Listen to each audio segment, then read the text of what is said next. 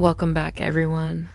Today, we're taking a journey deep into the quiet town of Red Brook Springs, Vermont.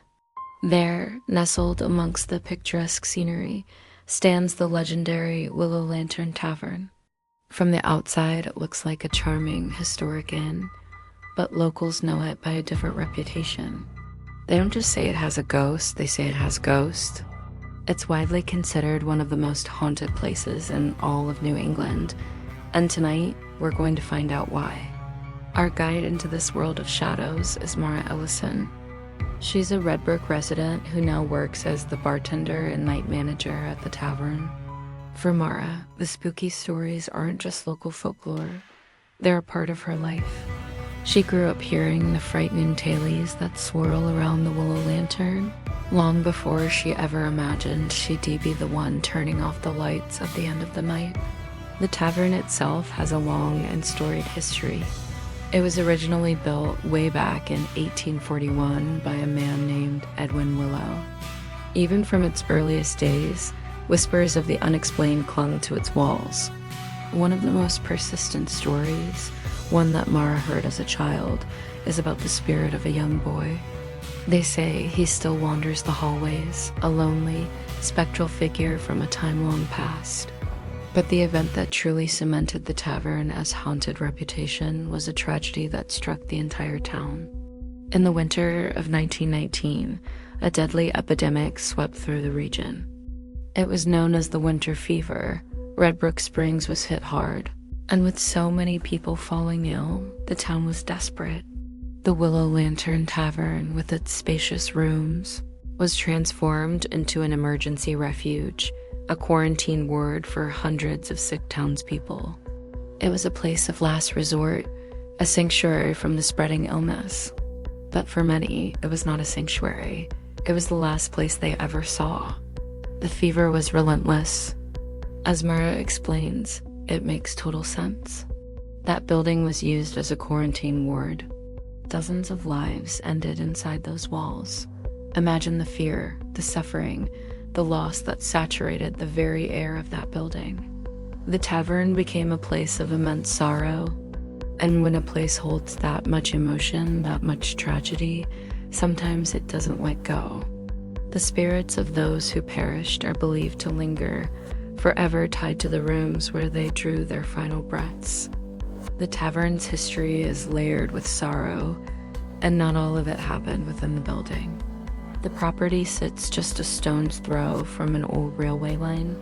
Trains still rumble past, a constant reminder of another tragedy that struck the community many years ago. A small girl from the town was playing beside the tracks, just as many children did. But on one fateful day, she didn't hear the freight train coming. She was struck and killed.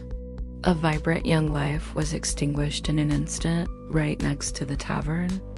Locals believe her spirit never left. She's often seen or felt near the tracks, a sorrowful little ghost girl forever replaying her final moments. And one evening, this belief was brought into chilling focus for Mara. A father and his young son, visiting the tavern, stepped outside. The boy was excited to watch the trains pass by. It was a simple, happy moment between a father and son. A few minutes later, they came back inside. The atmosphere had changed. The boy was clearly frightened, his eyes wide. Mara was behind the bar and couldn't help but overhear their conversation. The father was speaking in a low, gentle voice, trying to reassure his son. He kept insisting that no one else had been outside with them. But the boy, with the unshakable conviction of a child, kept saying, "Daddy, the little girl was sitting right next to me. She was crying. You didn't see her?" The father was baffled, trying to explain it away as just his son's imagination. But Mara knew the local legends. She knew about the little girl by the tracks. There had been no other living person outside that night. Standing frozen behind the bar, a chill ran down her spine. As she recalls, there is absolutely no explanation for that. None. It was a moment of pure, inexplicable paranormal activity happening right before her. The crying ghost girl had made her presence known. But the lost souls from the epidemic and the little girl by the tracks aren't the only spirits said to roam the Willow Lantern. Some believe the original owner, Edwin Willow himself, still keeps a watchful eye over his establishment. What's strange about this is that Edwin didn't actually die on the property. His death occurred elsewhere, yet generations of employees have reported the distinct feeling of being watched, of a commanding presence in the building, as if the old proprietor is still making his rounds, ensuring everything is in order. Mara has had her own direct encounters with what she believes could be Edwin's spirit. These experiences often happen when she's alone, after the last customer is gone and the tavern is quiet. One night, she was in the process of locking up. The building was empty. The chairs were on the tables, the lights were dimmed, and the second floor was completely cleared out and securely locked for the night. Suddenly, a sound broke the silence. Heavy footsteps. They were coming from the second floor, directly above her head. It wasn't the creak of an old building settling. It was the clear, unmistakable sound of someone walking with purpose across the empty floorboards. Boom, boom, boom. Every instinct told her she was alone, but her ears told her something entirely different. For Mara, that was the final straw for the evening. I just grabbed my keys and said, "Nope, I'm out."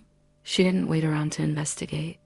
She locked the door and left the spirits to their nightly wanderings. With all of these stories, footsteps in empty halls, apparitions of crying children, and the constant feeling of being watched, you might think working at the Willow Lantern Tavern would be a terrifying experience. You'd imagine employees constantly looking over their shoulders, jumping at every creak and groan of the old building. But that's not the impression Mara gives.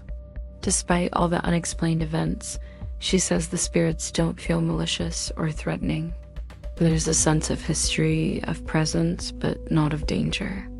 I've never had that run for your life, hair standing up terror in this place, she insists. It's a crucial distinction. The fear she felt hearing the footsteps was the primal fear of the unknown, but it wasn't the kind of deep, menacing dread that makes you believe you're in harm's way. Instead, Mara and other staff members have come to a different conclusion about the tavern's spectral residents. They've coexisted with them. They've heard their footsteps, felt their presence, and witnessed things they can't explain. Over time, the fear has softened into a kind of acceptance, even a strange sense of comfort. It feels more like they're keeping an eye on us, she says.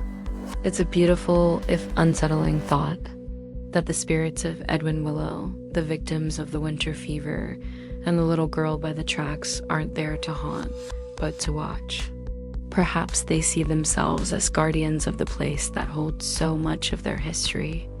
They are silent observers, woven into the fabric of the Willow Lantern Tavern, their stories echoing through its halls. They are a part of the town, a part of the history, and for those who work there, a part of the family. So if you ever find yourself in Red Brook Springs, Vermont, and decide to stop in at the Willow Lantern Tavern for a drink, pay attention. Listen to the quiet moments between conversations. Feel the history in the old wooden beams. You might just feel someone or something watching over you. Thanks for joining us on this chilling journey. What do you think? Are these spirits guardians, or is there something more sinister at play? Let me know in the comments below. And don't forget to like this video and subscribe for more dives into the world's most mysterious places. We'll see you next time.